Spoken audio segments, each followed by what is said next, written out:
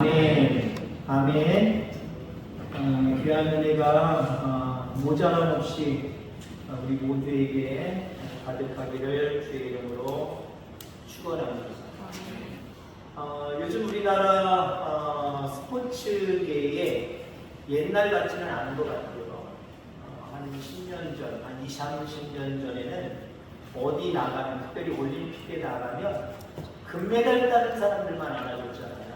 근데 우리나라가 정말 영육 간의 질적으로 정말 고르게 성장한 것 같습니다. 1등만 알아주는 게 아니라 우리나라는 요즘엔 2등도 알아주고 3등도 알아주고 그 밖에 열심히 노력했지만 메달권 밖에 있는 사람들도 알아주는 그런 세상이 된 것 같아요. 불과 여러분 생각만 해보세요. 20, 30년 전에 그리고 전국체전 하더라도 금메달 숫자만 셨지 은메달도 들어가지도 않았고 동메달도 들어가지 않았어요. 1등만 알아주는 그런 세상이었죠. 그러다 보니까 모든 사람들의 마음속에는 아까 길에 대한 이야기를 오전에 했습니다마는 1등이 되는 길, 1등이 되는 삶, 1등이 되는 상황, 이것만을 위해서 어쩌면 모두가 경쟁하는 것 같습니다. 그러면 1등만 하면 세상에서 어떤 분야든지 어떤 상황이든지 그곳에서 1등만 하면 여러분들 정말 은혜가 넘치고 복이 넘친다고 주장할 수 있겠습니까? 2등 하는 사람들, 순위권 바깥에 있는 사람들에게는 은혜도 없고 아무 기쁨과 행복도 없는 그런 삶이겠습니까? 자, 오늘 제목의 말씀이 정해진 것처럼 하나님께서는 세상 사람들처럼 1등만 알아주지 않는다는 거예요. 오히려 세상적인 모습으로는 꼴찌여도 하나님이 바라보실 때 1등이 있어요. 종이 되어 섬기는 사람. 하나님이 보실 때 1등이에요. 오히려 남들이 1등을 하고 뒤에서 쳐져서 남에게 협조하는 사람, 남을 섬기는 사람, 오히려 그 사람을 하나님은 1등이라고 말씀하신다라고 하는 겁니다. 스포츠 얘기를 했으니까요. 손흥민, 여러분 잘 아시죠? 축구는 잘 몰라도 손흥민이 누군 줄 알죠? 영국에서 미국으로 갔습니다. 엄청나게 돈을 받아요. 축구 경기를 하더라도 자기가 직접 슛을 할 수 있는 상황임에도 불구하고 남한테 자꾸 양보만 해서 남이 골을 넣고 뭔가 자기들 성취욕을 가지고 더 성장하도록 팀을 위해서 희생하는 모습을 많이 보여주고 있습니다. 이번에도 우리가 알 수는 없지만 엄청난 액수의 돈을 받고 갔습니다만은 짧은 시간 동안 그의 명성이 그 어떤 축구 선수들보다 뛰어나니까 이 LA라고 하는 그 축구협회에서 세배로 올려줬어요. 그랬더니 나 이 현금 내 통장으로 쏘지 말라는 거예요. 어떤 단체를 만들어서 아이들 스포츠를 돈 없는 아이들 스포츠를 가리키는 스포츠 센터를 건립하고 활용하는 데 쓰라고 기금을 마련해서 어떤 센터를 만들어 놓을 계획을 가지고 있습니다. 사람들이 다 몰라요. 다 자기를 위해서 쓰거나 자기를 위해서 1등이 되고 권세를 누리는데 이 손흥민은 자꾸 퍼주는 거예요. 자꾸 퍼주는 거예요. 그것 말고도 10억, 15억 몇 군데에다가 계속해서 얘기하지 마시고 조용히 그냥 제가 기뻐합니다. 근데 이 사람들이 생전 못 보던 사람을 만나니까 세상 사람들 그렇지 않거든요. 내가 있습니다 하고 내세워서 많은 사람들에게 추앙을 받을 수 있는 그런 환경을 만들어서 기쁨되는데 손흥민은 조용히 몰래 와서 조용히 남들이 할 수 있는 2배, 3배, 4배, 10배, 20배의 액수를 쑥 넣으면서 아무도 모르게 했어요. 근데 이 사람들이 놀래가지고 손흥민이가 알면 나 혼나지만 나는 이거 정말 고백해야 되겠습니다. 그래서 고백하는 이야기가 지금 2-3개, 3개가 막 터지고 있어요.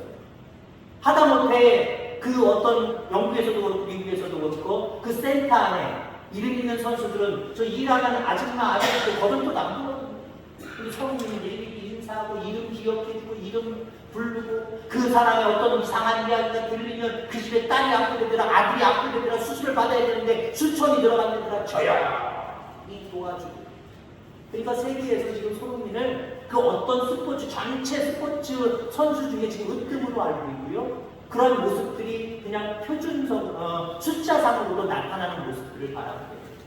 하나님 그러기를 원하세요. 세상적으로 바라볼 때 이해하면 여러분 1등 되시길 바랍니다. 세상적으로 1등 돼야 돼요. 예수님이 제자들의 발을 씻겨주시면서 이런 부탁의 말씀을 하셨습니다. 내가 주가 되고 선생이 되어서 너희들 이렇게 섬겼듯이 너희들도 주가 되고 선생이 되어서 이와 같이 하라 라고 말씀하셨습니다. 이게 뭐라고 얘기해요? 주가 되라. 다른 사람들이 거들떠볼 수 있는, 높게 볼 수 있는 그런 사람들이 으뜸이 되라는 거예요. 세상적인 모습으로 보면 여러분들, 세상적으로도 여러분 잘 사는 사람들 되시기를 주의 이름으로 축원합니다. 이왕이면 다른 사람 똑같이 직장에 들어갔는데 여러분이 승진하는 거 먼저 치고 올라가시기를 주의 이름으로 축원합니다. 같은 농사를 졌지만 더 잘 되는 모습으로 치고 올라가시기 바랍니다. 그게 세상적인 1등 아니에요? 거기에 머물지 말고, 무엇인가 할 수 있는, 섬길 수 있는 그런 모습으로 또 1등. 그럼 섬기려면 어떻게 해야 됩니까? 낮아져야 되는 거지, 낮아져야 돼요. 가령 예를 들어 손흥민이가 자기가 슈퍼로 골이 넣었으면, 페널티킥이 주어져서 자기가 페널티킥을 찼으면 야, 미국 가서 골 넣었어, 대단해! 칭송 받겠지요.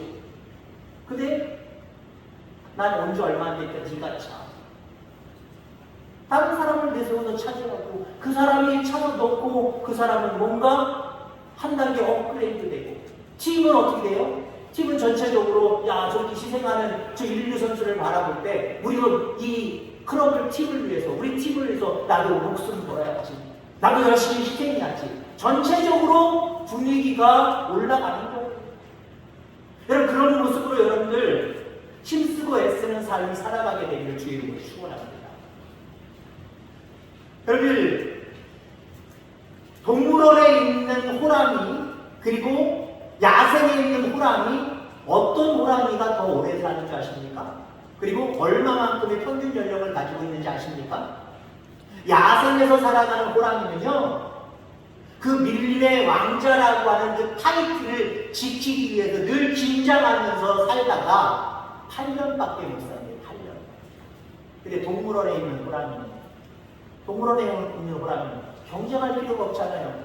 경쟁하려고 하면 또 분리시켜가지고 너는 이쪽 집 살고 너는 이쪽 집 살고 분리해주니까, 먹을 거 다 주니까 어때요? 20년을 삽니다.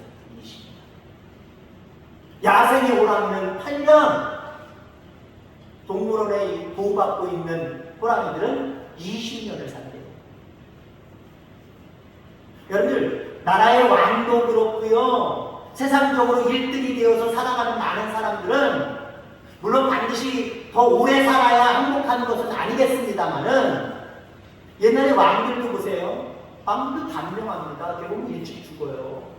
다른 사람들 평균 이상 가지도 못해요. 평균 이하로 떨어져서 누구에 의해서 죽임을 당하든가 아니면 스스로 어떤 질병에 걸려서 죽든가 전쟁 때문에 죽든가 죽습니다. 그 자리를 유지하려고 애쓰다가 일찍 죽는 거예요.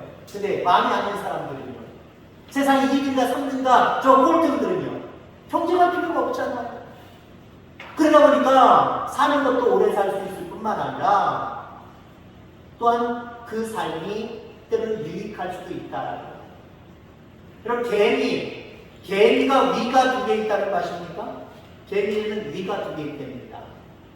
그래서 하나는 자기를 위한 위예요. 자기를 위한. 먹고 우리 인간도 똑같죠. 먹어야 살잖아요. 소화시켜야 살잖아요. 자기를 위한, 자기 양식을 위한 위가 있고요, 다른 그 어떤 개미들을 위한 위가 따로 또 있대요.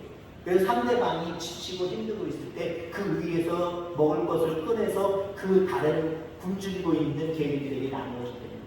그 개미 집단은 절대로 굶어 죽는 법이 없대요. 어떤 여러 가지 어려운 여건들이 주어진다고 할지라도 개미들은 죽는 일이 없대요. 왜? 서로 도와줍니다. 서로 도와줍니다. 아마 하나님이 원하시는 우리의 모습이 이런 모습일 줄 기억하기를 주의 이름으로 축원합니다. 여러분 으뜸이 되기를 소망한다면 으뜸 되시길 바랍니다. 이 안에 으뜸 되면 좋지요. 여러분의 모든 분야 속에서 1등 되시기를 바랍니다. 그만큼 땀 흘려 애쓰고 힘쓰시길 바랍니다. 그러나 자기만 살기 위한, 자기만 누리기 위한 1등은 하나님이 원하시지 않아요. 오히려 그것은 욕심이 되어서 더 많은 죄를 낳게 되고 더 많은 죄 때문에 하늘의 상급도 없고 어쩌면 하나님 나라도 들어갈 수 없게 되거든요. 자, 그런데 1등이 되더라도 남을 위해서 봉사하고 헌신할 수 있는 종이 되어 섬기는 1등, 이런 1등이 된다면 하나님이 원하시는 모습임을 기억하기를 주의 이름으로 축원합니다. 이건 성경의 역사는 아닙니다만은 이스라엘 역사 중에 이런 이야기가 있습니다. 어떤 이야기가 있냐면은 이스라엘과 이집트가 전쟁을 하는데 오래된 이야기겠죠. 지금 뭐 최신전의 이야기는 아니고요. 몇백 년 전이나 천여 년 전이나 뭐 이 정도 시기의 역사를 기록한 내용을 보면은 이스라엘 500만 명과 이집트 군대 3억 명이 싸움을 벌였습니다. 60대 1이에요. 이집트 군이 훨씬 많고요. 60명, 이스라엘 군이 1명, 요 정도의 비율로 싸우는 겁니다. 60명과 1명이 싸우면 누가 이깁니까? 물론 요즘 시대는 좋은 무기 가지고 있으면 그냥 하나 가지고 승리할 수 있어요. 근데 옛날처럼 칼과 창과 여러 가지 꼭대기 도구들을 가지고 직접 싸워야 되는 전쟁에서 60명이 있고 1명 있어요. 누가 이길까요? 당연히 60명이 이기지요. 근데 그 전쟁이 나중에 끝났는데 전쟁을 누가 승리했느냐? 한 명에 속하는 이스라엘 민족이 승리를 했답니다. 승리를 해놓고 그 전쟁터에서 죽은 사람들을 다 조사해봤대요. 조사해봤더니 어떤 일들이 벌어졌느냐. 이스라엘 민족 죽은 사람들을 딱 조사해보니까 장교급, 오늘날의 장교급들이 상당히 많고 일반 사병들도 포함되어 있었다는 겁니다. 근데 이집트의 군인들을 가만히 놓고 헤아려보니까 대부분 다 사병들이에요. 장교들은 별로 안 보셨대는 거예요. 이게 뭘 얘기하는 겁니까? 높은 계급을 가졌지만 솔선수범해서 앞으로 하고 앞장선 이스라엘 장교들이 있었기 때문에 적은 숫자이지만 승리할 수 있었다는 거예요. 근데 이집트 군인은 많으니까 야 전진해! 그리고 장교들은 뒤로 빠져있는 이런 모습들. 결국 싸움의 동력을 얻지 못하고 이집트 군대가 지고 이스라엘 군대가 결국 승리했다라는 그런 모습입니다. 여러분들, 어쩌면 장교들은 사명에 비하면 첫째 되는 사람이잖아요. 1등 되는 사람이잖아요. 여러분, 첫째라는 게 무슨 의미가 있겠습니까? 첫째는 책임을 지기 위해서 앞으로 먼저 나가는 자다. 여러분, 하나님이 여러분들을 먼저 장자 삼아주신 분이 있어요. 먼저 된 자로 여러분을 삼아주신 거예요. 그 누구보다도 예수님을 여러분들 1등으로 믿게 하셨잖아요. 1등입니다, 여러분들. 믿음의 1등을 가지고 있는 사람이에요. 먼저 된 자들이에요. 그렇기 때문에 여러분들 믿지 않냐는 많은 영혼들을 향하여서 여러분 솔선수범을 보여야 될 위치가 여러분들의 위치임을 기억하기를 주의 이름으로 축원합니다. 삶의 방식도 세상 사람들이 살아가는 방식이 아니에요. 하나님의 방식을 가지고 살아감으로 말미암아 많은 사람들에게 영생을 얻는 삶이 무엇이고 구원받는 삶이 무엇인지를 보여주는 저와 여러분들 다 되기를 주의 이름으로 축원합니다. 여러분들, 유다, 이스라엘 민족이 12지파 중에 12명의 야곱의 자손들 중에 넷째가 유다입니다. 자, 넷째가 유다인데 나중에 예수님의 족보가 되는 사람은 몇째일까요? 첫째 아니에요. 바로 유다입니다. 넷째 유다입니다. 장자가 아니라 사남인데 거의 역사에는 장자의 위치를 차지하고 있는 민족이 유다입니다. 하나님이 그렇게 하신 이유가 뭘까요? 태어나게 하실 땐 차례를 쭉 떠나게 하시면서 넷째인데 왜 넷째를 첫째같이 장자처럼 위치를 올려주시고 결국 예수 그리스도 메시아가 유다의 후손으로 오셨거든요. 왜 그렇게 하셨을까요? 왜 이런 질서를 깨면서 유다를 그렇게 높여주셨을까요? 다른 것 아니에요. 종이 되어 섬겼기 때문에. 요셉이 총리로 있을 때, 애굽의 총리로 있을 때 양식을 사러 몇 번씩 왔다 갔다 했죠? 그때 아버지가 가장 사랑하는 요셉을 잃고 나서 가장 사랑하는 베냐민 12번째 아들까지 다 형제들이 데리고 왔는데 다 마치고 돌아가는 길에 요셉이 장난을 쳤잖아요. 한마디로 자기가 좋아하는 은잔을 베냐민 집에 몰래 숨겼잖아요. 그리고 군사들 보내서 야 너희들이 은혜를 베풀었더니 우리 주인이 좋아하는 은잔을 누군가 숨겨갔다. 그럴 리 없습니다. 지금 다 뒤져봐! 첫째부터 12째 베냐민까지 뒤졌는데 베냐민의 짐에서 은잔, 애굽의 총리의 은잔이 나오잖아요. 그랬더니 요셉이 자기 신분을 숨겼겠지만 여기에 골무로 잡아놓고 너희들 양식 가지고 아버지 만나고 와. 그랬더니 가장 먼저 나선 사람이 누구예요? 유다입니다. 가장 먼저 나섰어요. 나서지 말아야 돼. 나서면 꼴찌되는 거고, 나서면 손해보는 거고, 나서면 자기 목숨이 어떻게 되는지 모르는 그런 상황입니다. 이 베냐민이 얼마나 귀한 아들인데요. 원래는 이 예후다 앞에 있는 하나가 있었는데 없고 죽고 뭐 거짓말 시키고 죽고 거기 요셉이 있는데도 불구하고 죽고 아버지가 가장 사랑하는 사람이 베냐민인데 이 베냐민을 데리고 올 때부터 꼭 안전하게 데리고 와야 된다고 말씀하셨는데 신신당부하셨는데 여기다 놓고 가면 안 됩니다. 우리 아버지 쓰러집니다. 내가 여기 남고 베냐민 보내주세요. 그럴 필요 없잖아요. 자기의 유익과 자기의 안정과 자기의 어떤 삶을 위해서 생명을 위해서는요 나설 필요 없는 거예요. 눈치 쫄쫄 보면서 그냥 뭐해? 그냥이 알아서 해야지. 그냥 눈치 팍팍 주면 되는 거예요. 자기가 나설 필요가 뭐가 있습니까? 근데 나서지 말아야 될 그 자리에서 유다는 나섰단 말이에요.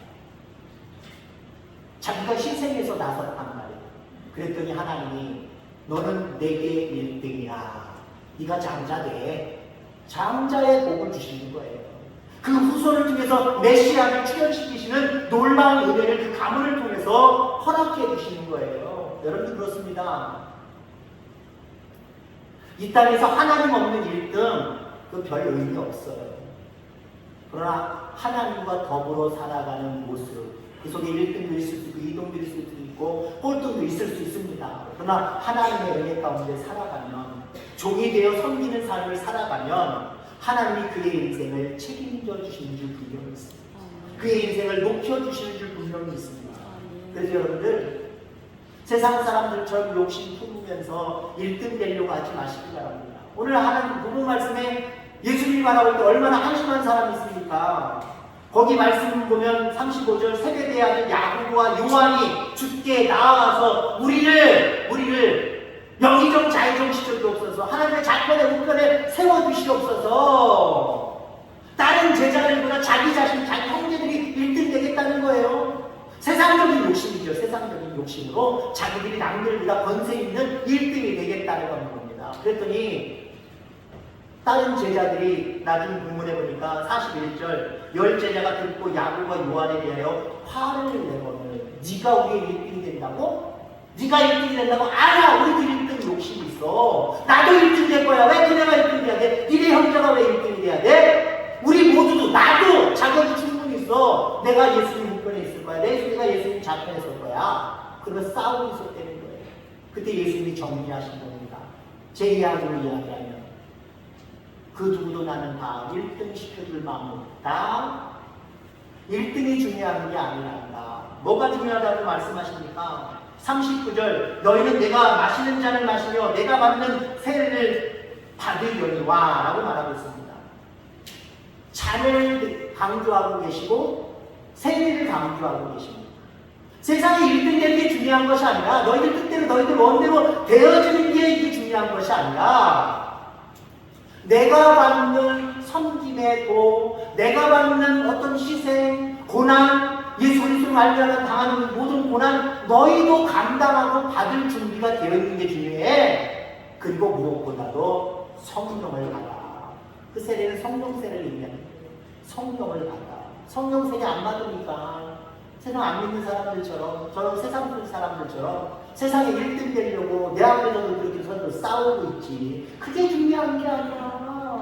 하나님을 나라에서 1등 되려면 고난도 두려워하지 아니하고 복음을 위해서 하나님의 나라와 일을 위해서 앞장서는 천체가 돼야 돼. 그래야 하나님 나라에서 1등이야. 그러면서 자기 자신에 대한 이야기를 하잖아. 자기 자신은 45절 말씀에 이야기합니다. 내가 온 것은 섬김을 받으려 함이 아니라 도리어 섬기려 하고자 하고 자기 목숨을 많은 사람의 대속물로 주려 합니다. 이게 1등이야. 세상 사람들은 나를 꼴등이라고 하면 여길걸. 왜냐하면 많은 권세를 가졌지만 내가 어떻게 죽었니? 물론 마가복음에 나타난 내용은 아닙니다만 전체 얘기를 제가 얘기하는 거예요.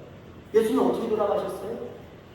많은 사람들의 고난을 받으면서 밑에 자리까지 다 떨어지시다가 결국 가장 악한 죄인에게 가하는 십자가 형을 받고 달려 돌아가셨습니다. 예수님 달려 돌아가시는 그 모습은요, 완전히 꼴찌의 모습이에요. 예수님 완전히 꼴찌의 모습으로 이 세상을 끝내신 분이에요. 근데 여러분들, 그분이 꼴찌로 끝나셨어요? 그것으로 끝입니까? 다시 살아나셨습니다.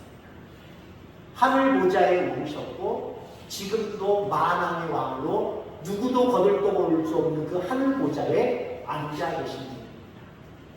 그걸 말씀하시면서 너희도 이와 같은 이와 같은 삶을 살아야 된다라고 말씀하고 계십니다.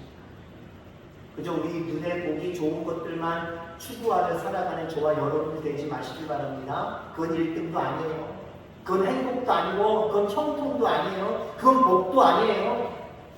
내게 맡겨주신 모든 영역 안에서 하나님의 나라와 의를 위해서 복음을 위해서 내가 어떻게 헌신하고 내가 어떻게 섬기고 봉사할 것인가 종이 되어 섬기는 그 모습으로 살아가시길 바랍니다. 하나님이 그래서 인정해 주시는 그런 일들이 다 되어지는 우리 귀한 성도님들 다 되기를 주의 이름으로 축원합니다. 하나님 아버지 감사합니다.